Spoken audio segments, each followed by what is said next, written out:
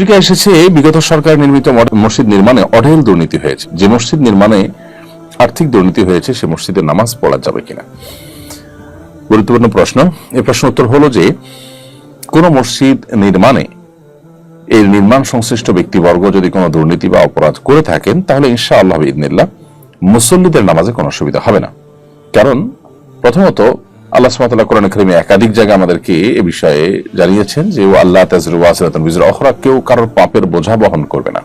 যেহেতু কেউ কারোর পাপের বোঝা বহন করবে না, অতএব আমরা অন্য কেউ মসজিদ তৈরি করতে গিয়ে দুর্নীতি করেছে, অন্যায় করেছে, এরকম কোন বিষয় আশয় সেটার দায়ভার আমাদের উপর আসবে না ইনশাআল্লাহ তাআলা।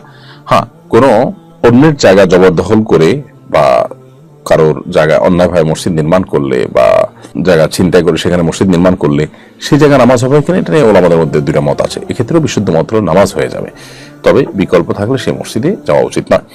বাট মসজিদের জায়গা নিয়ে সমস্যা নাই, নির্মাণ হয়েছে যে টাকা সেটা নিয়েও সমস্যা নাই, বাকি নির্মাণ করতে গিয়ে তসরুফ হয়েছে, নির্মাণকারীদের কেউ বা সংশ্লিষ্ট কেউ কোনো প্রকার দুর্নীতি করেছেন, এর দায় মুসল্লিদের উপর আসবে না ইনশাআল্লাহ তাআলা।